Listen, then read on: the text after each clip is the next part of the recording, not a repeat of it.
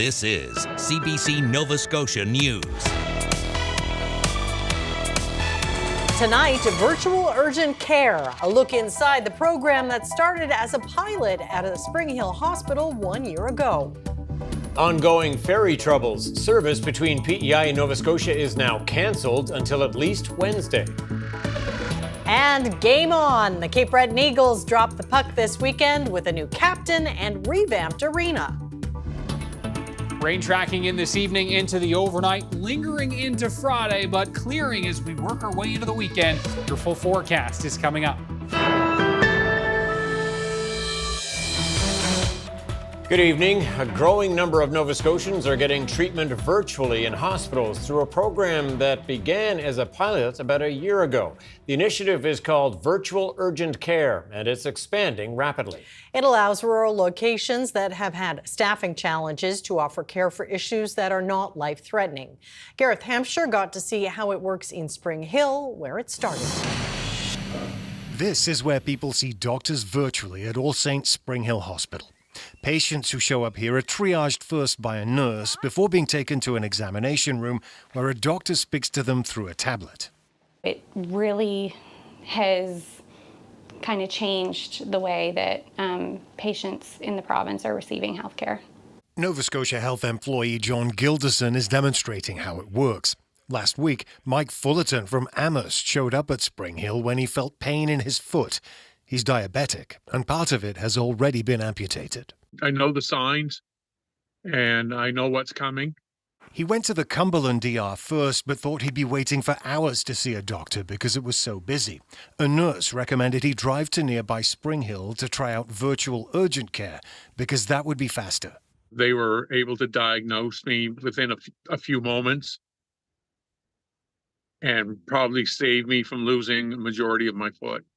The emergency room doctor, who's medical director for the project, says the service is proving valuable in rural locations where there are staffing challenges and has now expanded to about 20 sites. So this allows patients to be seen in their community using that infrastructure that exists for problems that you might need to be seen within a short period of time, but not necessarily an emergency problem that's life-threatening. The virtual urgent care centres are offering treatments similar to walk-in clinics for things like mild aches and pains and minor infections. About 60 patients are being seen every day across the province. People who might not have family doctors and before could have gone to emergency rooms. This alleviates, some degree of stress that may be related to non-emergency problems that may come to an emergency department just purely because that's the only place patients have to go. By itself, the program will not solve the emergency room wait issues in the province, but is showing promising signs.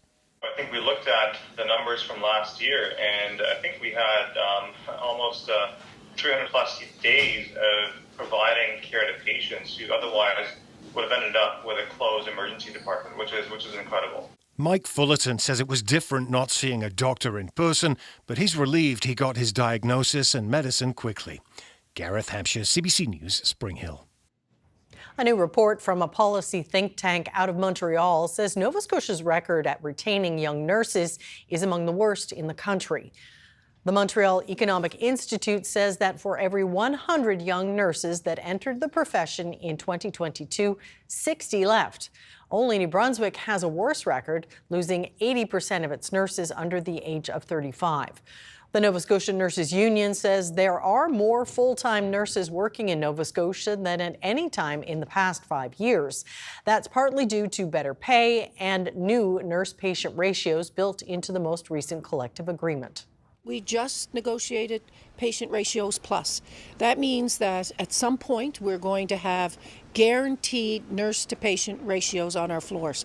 And that's a signal to nurses that government and our employers care and they understand we're overworked and we need more help.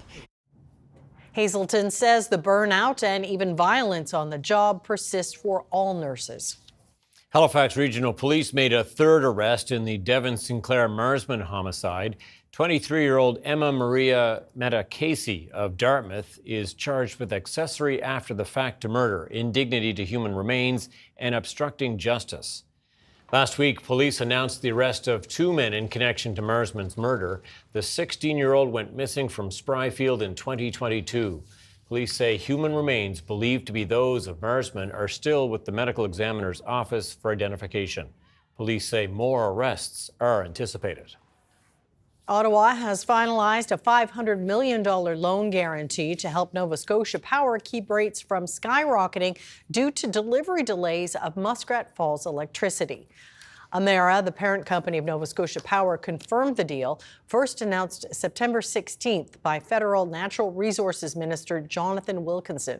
The loan guarantee will reduce the amount the utility needs to recoup from customers for higher-priced fuel purchased due to the delivery delays. In a filing to the board, Nova Scotia Power says that without the loan, the average rate increase would be 19.2%. But with the bailout, next year's average increase would be 2.4%. The Nova Scotia government is holding off on making changes to subsidies for the wine and grape sector because local farm wineries don't like what's been offered. Earlier this year, farm wine growers complained that a subsidy to commercial bottlers jeopardized their business. The province paused that subsidy and has since been looking for a resolution that would satisfy everyone. It made a proposal last week that would increase both the farm wine subsidy and commercial subsidy. It's clear that from what we've heard from the farm wine folks, it's not something they would like to move forward with. And you know, we're not in the business of saying, here, let's give us more money that you don't want. So we will remain at status quo. We'll continue to be working in discussions with the industry. Clearly, as well, commercial wine bottlers, we're hoping for some more, but we will continue to engage. Farm wine growers say they want to meet with the Premier to talk about how to move forward.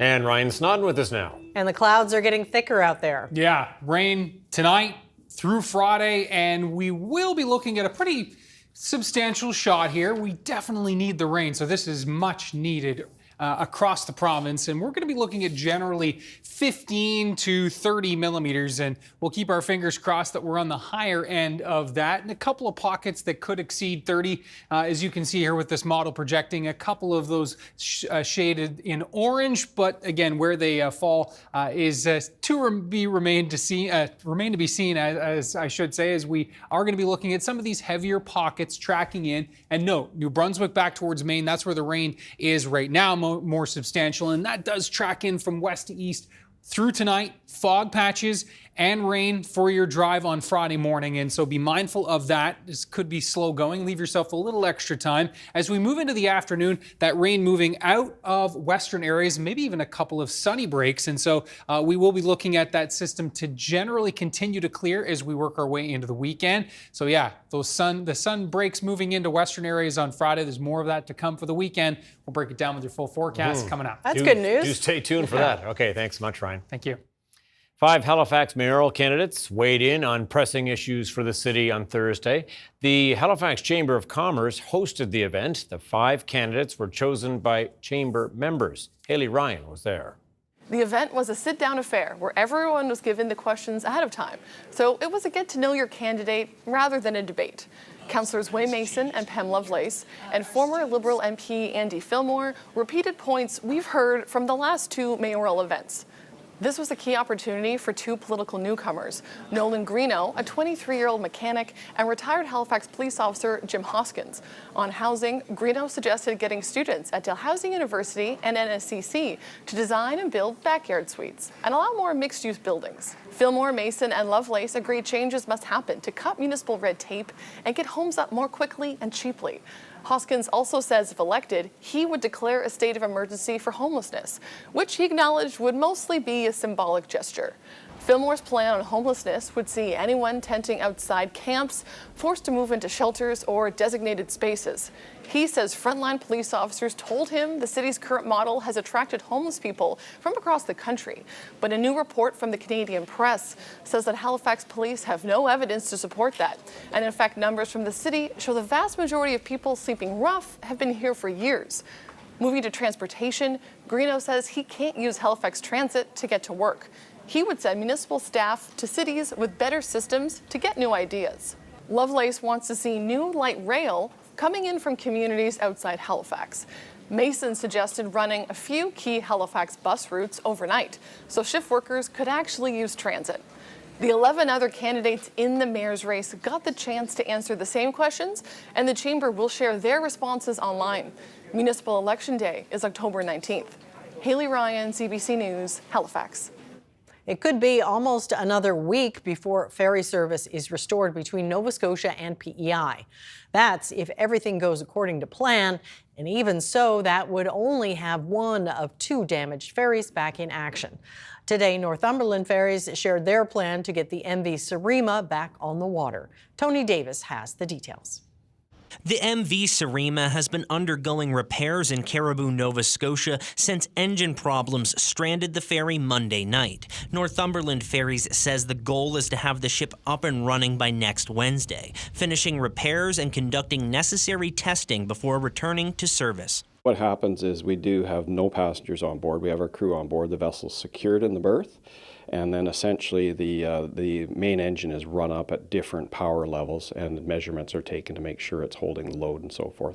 The plan is for the Sarima to sail from Caribou to Wood Islands at 8:30 Wednesday morning, then return to its schedule of 4 daily trips back and forth. But for now, the Sarima will be on its own. On September 15th, the MV Confederation collided with the wharf in Wood Islands, damaging the bow visor. That ship is still being repaired in Pictou. The schedule on when we'll actually have the repairs completed won't be available to us until early next week, so we'll be updating on that. Obviously, the schedule is dependent on a bunch of factors that they're discovering today as they move that bow visor ashore. The disruption in service has caused issues for anyone who relies on the ferry. One wood producer in eastern PEI says with no sailings, it remains cut off from an important market. Currently, we have a market in Cape Breton, which is just closed down to us right now because we just can't get there by way of the bridge. The expense would be too high. We would be in a loss position on those trips. Another ferry that was supposed to arrive this year remains in Norway, where it's undergoing a retrofit. Now it's not scheduled to enter service until 2025. The federal government has also promised a brand new ferry, also delayed. It won't be ready before 2028 at the earliest. It would be a game changer for sure. Having 2 modern, well-maintained, well-constructed ferries operating on the route will give us that confidence the assets themselves will perform as expected. Northumberland Ferries has issued refunds to customers who have had their trips canceled. Joyce says he apologizes for the disruption. He says repairs are being fast-tracked to get things up and running as soon as possible. Tony Davis, CBC News, Charlottetown. The federal transport minister says she is committed to reestablishing a reliable ferry service between the 2 provinces. Anita Anand took over the portfolio a week ago. She calls the ferry situation a top priority. We have committed to have a separate ferry built out of the Davies shipyard for this very reason. So there are multiple options on the table. Right now we're in a moment that is unacceptable. It is unacceptable not to have ferry service. 18 Geological Survey of Canada scientists are out at sea off the coast of Nova Scotia on a 20-day research trip. They're mapping the ocean floor and collecting massive core samples in an attempt to collect data for future offshore infrastructure construction. Jordan Emer is the chief scientist on board.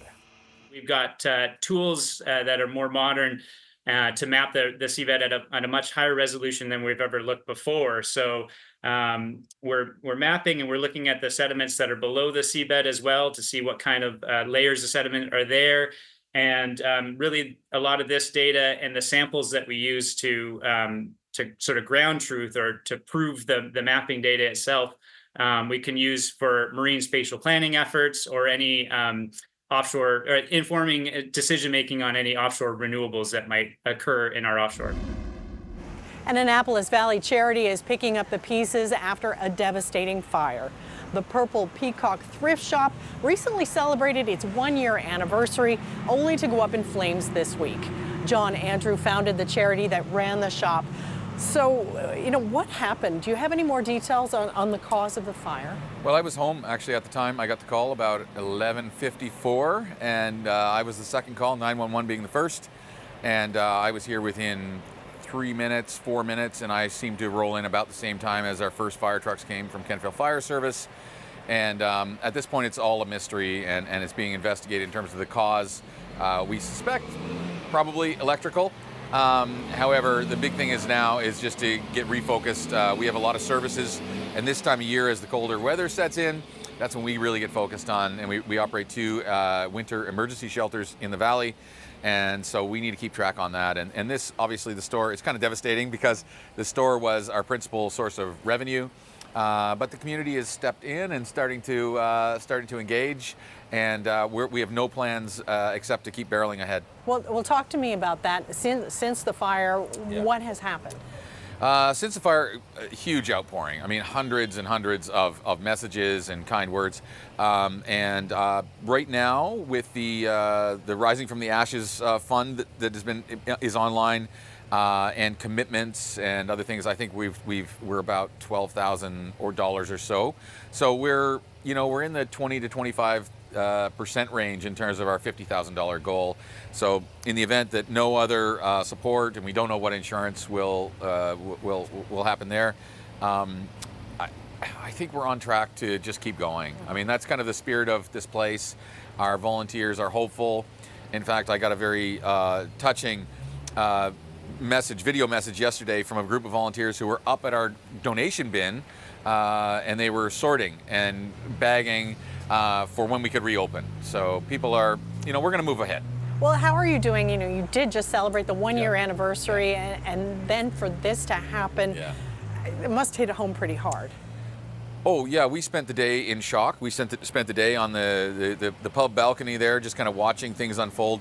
Foremost, we were just thankful that everyone got out. We had customers in the store, we had staff, and we are a training place for people with obstacles to employment. So there could have been people with any number of disabilities present, but everyone got out safely. And I've even been able to talk to online some people who were customers in the store, and been able to just hopefully extend some words of comfort. It's really jarring, and to be because it was quick. It ignited.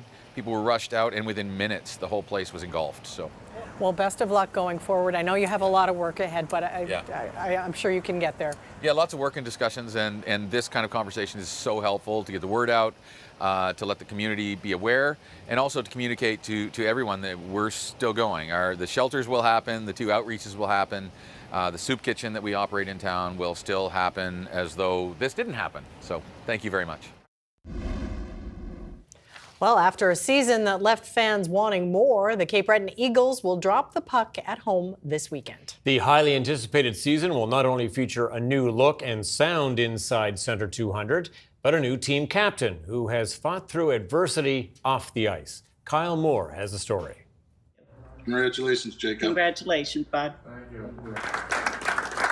There were smiles and there were tears as Jacob Newcomb's parents shared the news that their son will be this year's captain of the Cape Breton Eagles. It was a surprise to see them up there, and a special moment. I'll always remember that. Newcomb and his family have been through a lot. The forward from Sambro battled non-Hodgkin's lymphoma last summer. He returned midway through the season to help the team make a playoff run and scored 2 goals in his first game this year wearing the C. Obviously, it wasn't easy for me last year, but I grew from that experience. Well, it was special. I had tears in my eyes just hearing his mom talk, and you can sense that they're so proud. Head coach Louis Robitaille says Newcomb was an easy choice for captain. You can really relate to the players and tell them, focus on the now. Don't project yourself. Don't expect anything in life. Just make sure that you bring your best game, your best behaviors every single day, because life is short. The team not only has a new captain, but fans can expect an upgraded experience when coming to games at Centre 200. Jumbotron sound system, facelift to the concessions, added menu items. It's going to be a different building than it was last year, a different building than it's ever been before.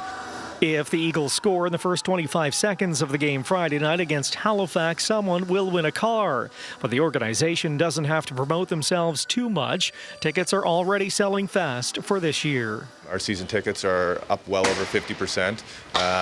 Tomorrow night, I think we're already at about 3,400 tickets sold, so we can expect a big push the next 48 hours. With a new look and a new captain, it's a season many are hoping will see the Eagles soar. Kyle Moore, CBC News, Sydney. There's a sign of fall. Did you get your pumpkin yet, Tom? Not quite ready for the pumpkin, but boy, time's coming, isn't it? It sure is. Ryan's up next with his full weather forecast. We'll see you in a few.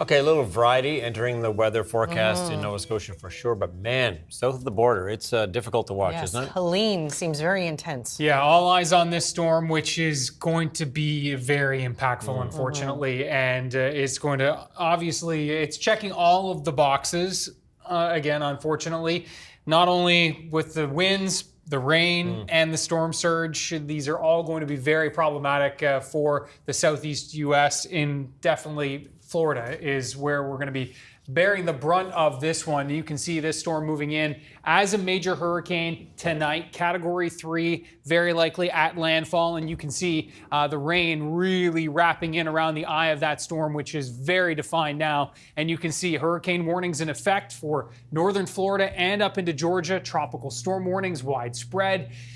The winds, tropical storm force winds, will span 700 kilometers. The swath of wind is going to be massive, so thousands of outages, which will no doubt last for days and days, especially here in and around the Big Bend of Florida. That's where that hurricane force winds are most likely. Storm surge is also going to be most impactful here. You can see storm surge all along the coast, but it is that Big Bend of Florida where 3 to 6 meter storm surge is possible. 6 meters is 20 feet, so this would be catastrophic if it does reach that level. Even 3 meters is very, very high, and that's one of those spots we're watching for. 1 to 3 meters is down in the Tampa area. This storm could set records in and around Tampa Bay for high water levels. So obviously very impactful in that regard, and a flash flood risk, which spans from northwestern Florida, but all the way up to Atlanta and all the way up to the southern Appalachian Mountains, where the risk of landslides is very high given how heavy the rain is going to be falling. So Helene is going to be a very impactful storm as it tracks in over the next 24 hours. And yes, a tropical storm just to the east of us as well, thankfully, is moving offshore, and that won't be, Irene won't be having any impacts on us. This is the system we're going to be watching as we move over the next 24 hours. For us, rain spreading in tonight, slight risk of a rumble of thunder. We've got the southerly winds at 20, gusting 30 to 40 kilometers per hour. Temperatures are going to be in the 10 to 13 range. And again, those fog patches are going to be developing and lingering into tomorrow morning. So, with that said, your impacts for tomorrow morning are going to be water on the roads thanks to the rain that's falling overnight tonight and continuing to fall throughout tomorrow morning, and those fog patches. So do leave yourself some extra time and space on the roads tomorrow morning. By lunchtime, already starting to see a clear out here along the Tri-County area, and into the afternoon, the valley, even possibly into the Halifax area by home time, could see some sunshine breaking through. Eastern areas, that rain will linger into tomorrow evening. Those southeast winds tomorrow across Cape Breton will be in the 20, gusting 30 to 40 kilometer per hour range. Temperatures near 15 to 16, and will be around that range, edging towards the high teens for most of the eastern half of the mainland. As we work our way back towards, the west, this is where we'll have our better chance of some sunshine. And with the winds shifting to northwest into the afternoon, we'll likely pop our temperatures up towards 20 degrees. Liverpool, Bridgewater, Lunenburg, all possibilities for 20 tomorrow afternoon. You can see that rainfall outlook in case you missed it earlier in the program, looking at widespread amounts in the 15 to 30 millimeter range. So a solid drink indeed. Here's your forecast for Saturday. A mix of sun and cloud, yes, but note, did pop on some little showers there on the icons, because as that low departs and we've got some precipitation wrapping in on the back side of the system, a little bit of moisture, they will be very, very isolated indeed, but the possibility is there, and we're clearing right out for Saturday night and into Sunday. And so, yeah, the forecast looking really solid for Sunday and National Truth and Reconciliation Day on Monday as well. And looks like we're going to carry that stretch right into mid next week. Tom and Amy. Good work. We're okay with that. Okay, thanks so much, Ryan. Thanks, Ryan. Thank you. Well, a project led by a Halifax anthropology professor is using ground-penetrating radar on the city's historic old burying grounds. The goal is to create an interactive map that would tell the stories of some of the thousands of people buried at the site. Josh Hoffman found out more.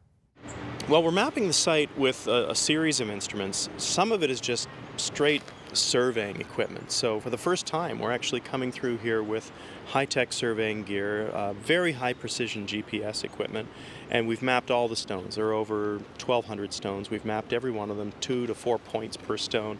We're also doing geophysics, so we're interested in what's going on underneath the soil. You know, there are about 1,200 or so stones, but the ratio of people with stones to people buried here without stones is about 1 to 10. So there are many more people buried here than the stones would indicate. What are you learning through this work? Well, it's It's fascinating. The number of great historical events that happen here is significant, but what we're seeing is these great historical narratives were experienced at the granular level by people, real people who lived here. And so when you get into those biographies, you get to see how individual lives intertwine with all of these great historical events. Just a moment ago, we were over at one of the stones of a fellow named Moses de la Dernier. He was a Swiss immigrant who came here in the early years of Halifax. Well, he played a role in the deportation of the Acadians in 1755. He was a go-between between the British and the French. He left a legacy of written documents, including some really interesting historical writings about Acadian farming and social life. He's buried right over there. Well, I think it's most valuable because it's giving context to what this place is. And one of our problems is that people don't know that it's still here. And really, it's the final resting place of the founding fathers of Halifax, or the founding people of Halifax would be better to say. We want to sort of put Halifax in context for people if we can. Yeah, there's all kinds of stories here. Not just the graves, so there's 12,000 people beneath our feet. What are we still learning about this site?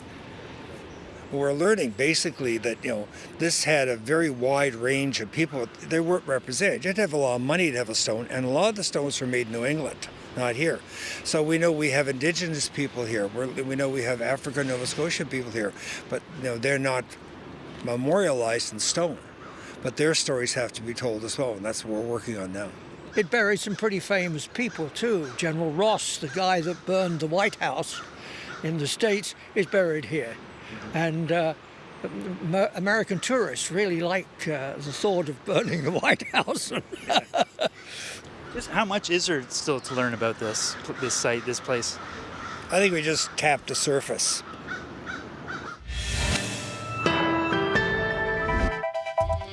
Coming up, in an unprecedented announcement today, the mayor of New York City has been charged with bribery, conspiracy, and fraud. And mapping the ocean floor for future development. We speak with the head of the team of scientists currently at sea collecting data. That's our newsmaker after the break.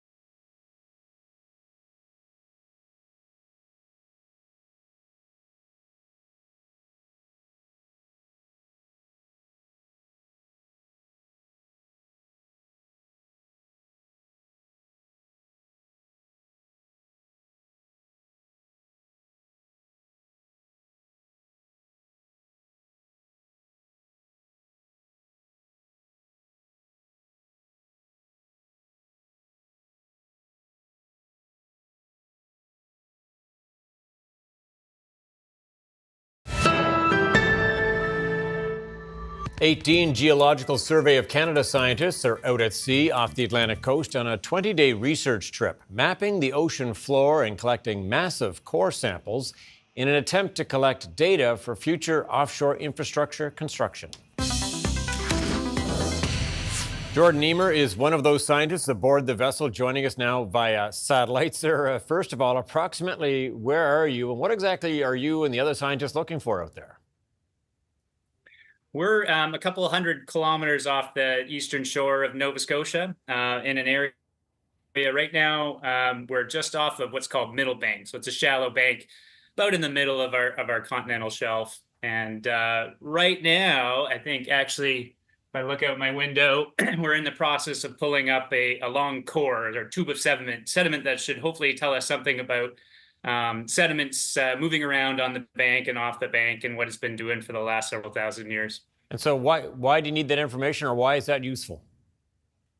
So we are looking at just mapping the seabed. We've got tools that are more modern to map the seabed at a much higher resolution than we've ever looked before. So we're mapping and we're looking at the sediments that are below the seabed as well to see what kind of layers of sediment are there.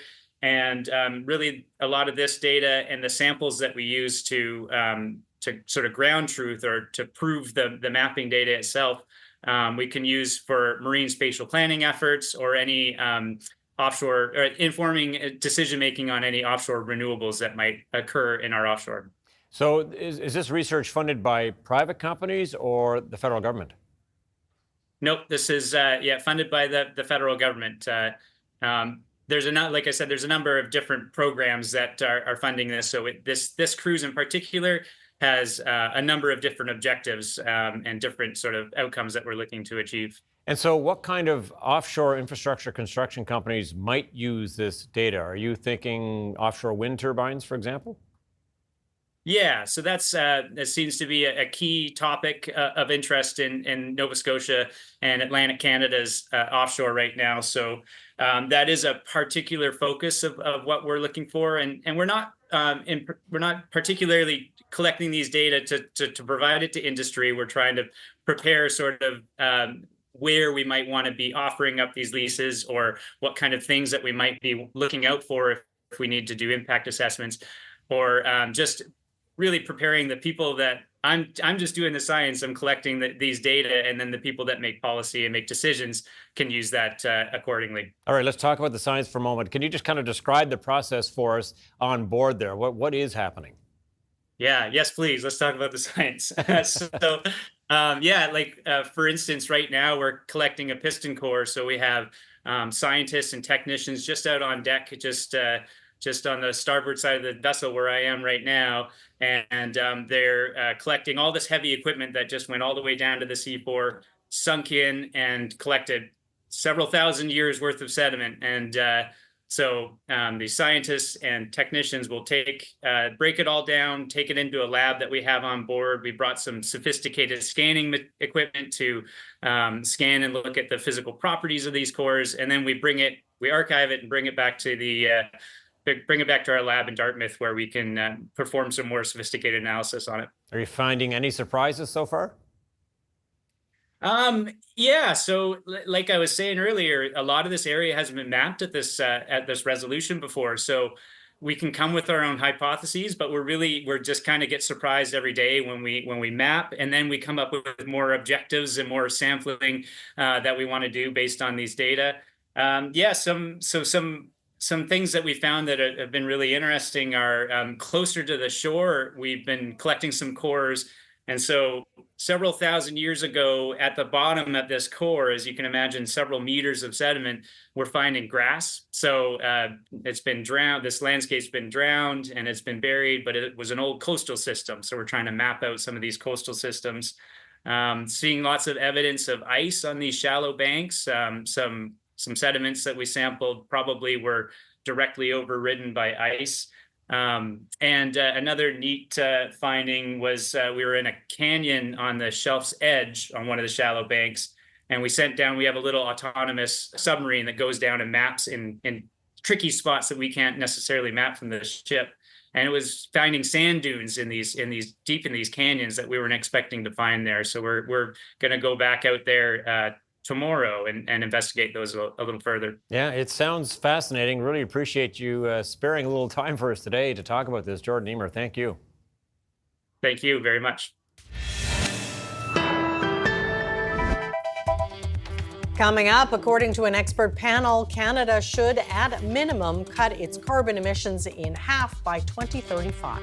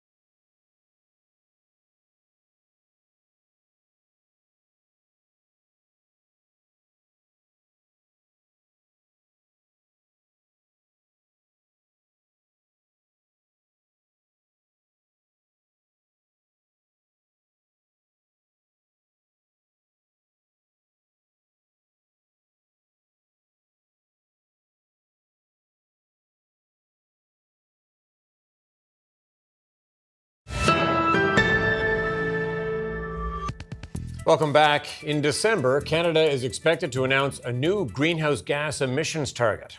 Today, the country's top climate advisors released their recommendations on what that target should be.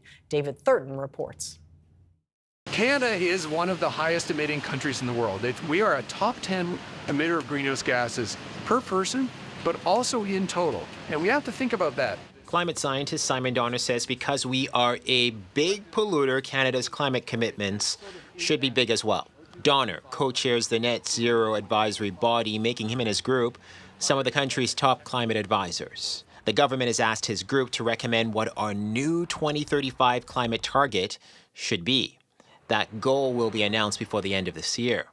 Canada's current target is as much as a 45% emissions reduction by 2030.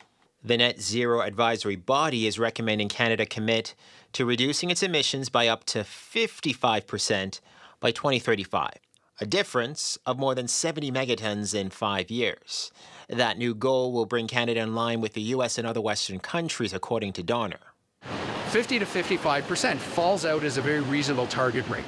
It also works out that helps us match, not quite match, but at least come close to the ambition we're seeing from our major trading partners and allies. Canada's Environment Minister has received those recommendations, but he is downplaying expectations before revealing Canada's new target in December. It needs to be ambitious, but we also need to be able to have some understanding of how we get there. I'm not a big fan of setting targets where we have no idea how we will get there. Guy Lebeau says his office is still figuring out the right balance. David Thurton, CBC News, Ottawa. French President Emmanuel Macron is in Canada for a brief visit. He met with Prime Minister Justin Trudeau in Ottawa and also in Montreal. What a real pleasure, it always is, to welcome my friend Emmanuel Macron to Canada. Obviously, throughout the year, we have lots of opportunities to talk and exchange and work together on large issues, but having you here is a real pleasure, as always. The two leaders discussed numerous issues ranging from the wars in Ukraine and the Middle East to unrest in Haiti, foreign interference, and the environment. Both attended a luncheon in Montreal, and the French president met with Quebec Premier François Legault. Macron made his Canadian stop on his way home from the UN General Assembly this week in New York. Hopes for a ceasefire in the fighting between Israel and Hezbollah have all but vanished. Both sides have stepped up actions in northern Israel and southern Lebanon, ignoring international calls for a 21-day pause. Chris Brown has the latest. Hopes that this war could at least pause momentarily didn't survive the morning. Israeli airstrikes hit southern Lebanon first and then smashed into a Beirut apartment building. The IDF says the militia group's commander responsible for drones was killed. The death toll has soared to over 700, including many women and children. This peaceful family was bombed, said Ali Samaha from a village in the Bekaa Valley. 16 people were killed in a night. This is not a military center. Israeli officials from the Prime Minister on down seemingly rejected a U.S.-French proposal for a 21-day ceasefire. We're continuing to hit Hezbollah with full force and will not stop until we achieve all our goals, said Benjamin Netanyahu en route to the UN General Assembly. In northern Israel, machinery and troops appeared to be building up near the border. There's a siren. Yeah. As our CBC News team headed in that direction, sirens sounded. Overhead, Israel's missile defenses intercepted Hezbollah rockets. The Iran-backed group may be wounded, but on this day, there were near constant alerts with dozens of rockets fired into Israel. And this is the impact of at least one or more of those Hezbollah rockets. A fire up in the hills a couple of hundred meters behind these homes in the city of Kiryat Shimona, a community that's been largely evacuated for almost a year now. Israel has made ending these cross-border attacks a new war goal so that tens of thousands of people can return home, says IDF spokesperson Doron Spielman. For over a year, we've been sitting patiently, absorbing blow after blow after blow, while dealing with Gaza, where Hamas is trying to kill us. And Hezbollah in the north took an advantage. They see Israel's vulnerable. In the nearby town of Safed, people wholeheartedly said no to a ceasefire with Hezbollah. If you negotiate, you're regarded as weak. The only thing they understand is force. We've been living with rockets throwing at us for years. What country would ever allow that to happen? Although much of the world is engaged in trying to pull both Israel and Hezbollah back from an even more awful confrontation, the signs we saw in this key border area all suggested it's not happening. Chris Brown, CBC News in northern Israel. Months of investigation and controversy have led to unprecedented indictments against the sitting mayor of New York. Eric Adams is facing 5 separate counts, including bribery, conspiracy, and fraud. As the indictment alleges, Mayor Adams engaged in a long-running conspiracy in which he solicited and knowingly accepted illegal campaign contributions from foreign donors and corporations. Federal officials raided the mayor's official residence early this morning. His phone was among the items seized. The indictments allege Adams accepted lavish gifts from Turkish officials and business people. In exchange, Adams is accused of improperly using his influence to get city approvals for the opening of the Turkish consulate in Manhattan. Adams says he is innocent and says he won't resign as New York's mayor. The devastation of wildfires has become a familiar sight. Now, new research indicates a stunning environmental impact from the lasting heat they generate. Anna Ram has the story. When this intense wall of fire dies down, even in the seemingly lifeless aftermath, the heat continues. We found a widespread warming effect 1 year after the fire events.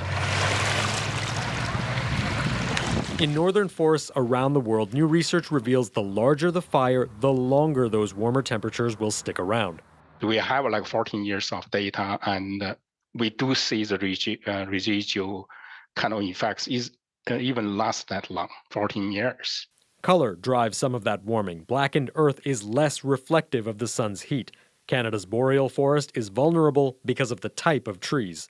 Spruce, fir, pine. As a result, it easily ignites and it can burn quite easily. In these parts of the world, when needled trees burned, researchers found the land warming effect lasted. But in these areas, dominated by more leafy trees with more moisture, fires left little to no residual heat. Deciduous trees, when a fire roars along, if it hits a stand of, say, trembling aspen, it'll actually dwindle down and sometimes even go out. It's more evidence in favor of replanting leafy trees in high-risk areas to break up or stall a fire before it gets too large. But experts warn it's no silver bullet, especially in intense drought like Canada saw last year. When things are extreme, fuel is fuel is fuel. It dries out, it will burn. And so it's only a partial solution to me. Still one to consider, as climate modeling predicts Canada will see more of these large fires in the future. Anand Ram, CBC News, Toronto. Canada's main stock index closed above 24,000 for the first time today, while U.S. markets also moved higher. Here's a look at how the markets did today as we head to break.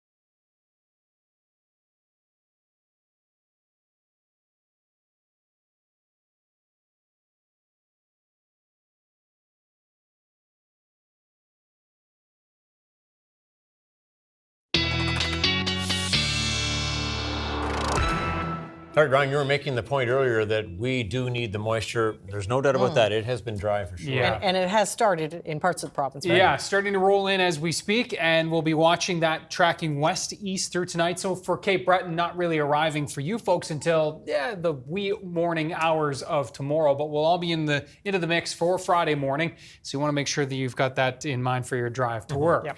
Have a look at our viewer picture of the day, and this one just west of Halifax in beautiful Hubli, and this one from 5 Island Lake. And a beautiful spot and a beautiful sunrise pic here. I believe it's going to work. There it is. Ah, nice. Yeah. We're seeing one of the islands there for sure, aren't we? Yeah, maybe. I think Through so. the trees. And Leah, thank you so much for sharing this. Ryan's picks at cbc.ca. Keep them coming. The inbox, again, love to see those pictures coming into the inbox each and every day. There's your forecast for Friday, and so we will be looking at a wet start.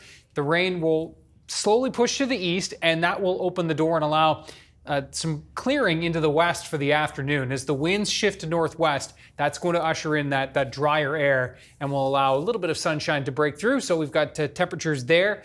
Onshore winds near 15 for Yarmouth, but we should pop towards 19, 20 degrees for that South Shore region, including Bridgewater and Lunenburg will be very close tomorrow.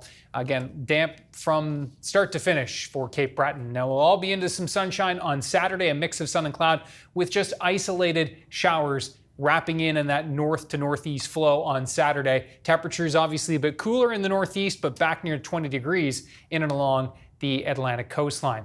Now, as we look ahead into the Sunday time period, we are going to be looking at some sun and cloud, which is great. And even for Monday, we're looking pretty good as well with National Truth and Reconciliation Day's forecast looking good. Outdoor events obviously underway. We'll be liking that forecast. That does sound good. Okay, a rare 18th century diamond necklace is to be auctioned off soon and on public display now at Sotheby's in London. This is a symphony of gold, diamonds, and silver. The back of the necklace is all mounted in gold to give it structure. And they knew already in the 18th century that diamonds would be highlighted with a light metal around it. So it's silver. Wow, the jewelry weighing 300 carats was made in the decade before the 1789 French Revolution. Some of these diamonds are thought to be from a necklace that brought scandal to French Queen Marie Antoinette. The price is estimated at up to $2.8 million. Christmas Please? is coming, Amy. Yeah. Christmas is coming. That's it for like us tonight. See you. Thanks for now. Bye-bye. Good night.